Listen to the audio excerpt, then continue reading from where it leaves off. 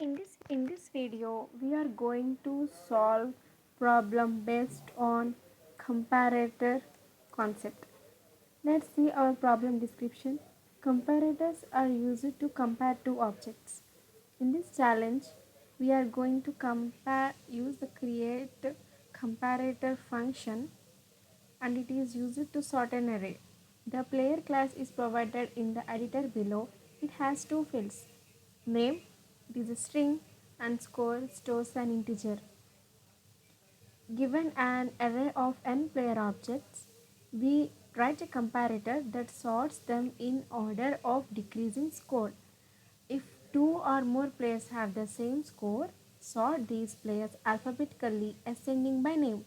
To do this, you must create a checker class that implements the comparator interface.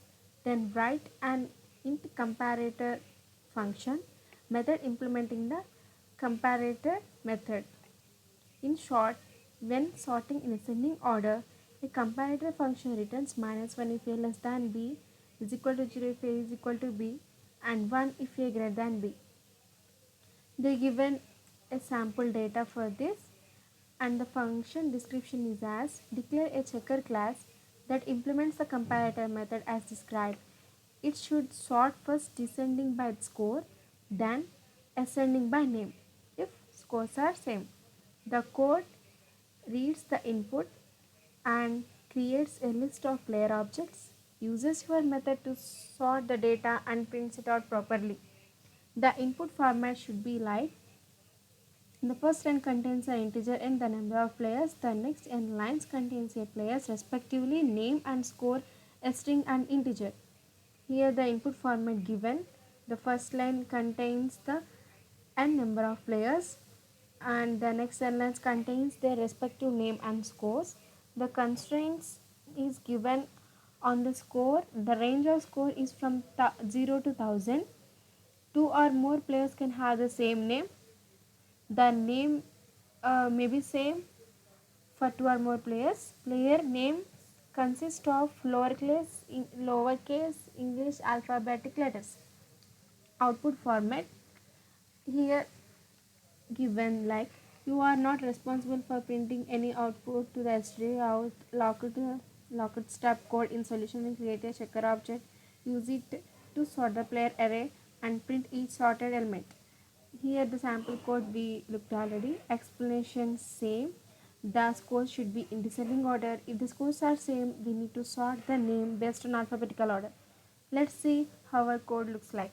Here they already given the code snippet and we need to fill the functions. Here we are creating a variables like name and score in the class player. Hence we are using self keyword. We are creating a new variable called name and it stores a string value. Let's name it as null string and initially score is equals to 0. Through the constructor init is called a constructor for the class player and we are initializing the variable score obtained from parameters of the constructor. Next this function, now there is nothing we need to do with this function. Here they given a piece of code which looks like this and it takes the n value, the number of players, and they created a list for I in range of n. That means it is scanning the name of the player and the score and it is using the split function to store the respective values into the respective variables called name and score.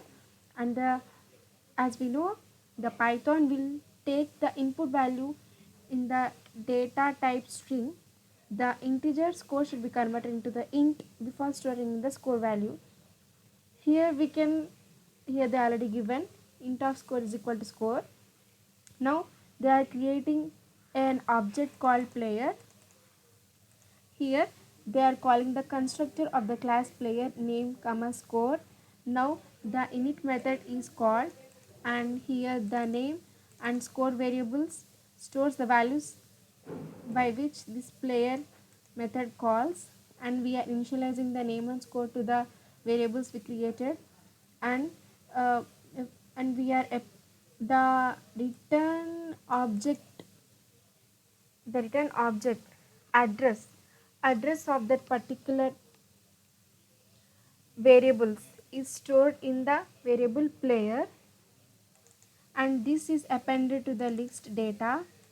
And in order to sort all the players, they are using sorted keyword, and in this, for each and every player, they are using comparator method, which is called with object created for player, and this data stores the list of objects. Each and every object points to the particular player and his score. This list stores all the addresses of objects created. Now we need to sort the data. When this function is called player.comparator, this function is executed. Here we are going to write the code. Let's see how the code looks like. Here the scores are sorted in descending order. If a dot score is greater than b dot score, we need to do nothing. So return -1, else if a dot score is less than b dot score, we are returning 1, else in the case the names are same, else if a dot name is greater than b dot name, we need to return 1, else return -1. A dot score is greater than B dot score. That means the player A score is greater than player B score, and that which indicates that the scores are arranged in descending order. Score of A, score of B are arranged in descending order. If this condition fails, when A dot score is greater than B dot score condition fails, it checks whether A dot score is less than B dot score, and if it also fails, which indicates that the scores are equal, hence it checks this condition, A dot name is greater than B dot name. If it is equal, then it has to rearrange the names, because we need to get alphabetical order in which the ASCII values are in this ascending order. So smallest value, in case of small letters, 97 starts in the ASCII value of A starts from 97. So it needs to rearrange the names in such a way that it follows the alphabetical order. So it should do sort function. Hence we are returning 1. If not, return -1.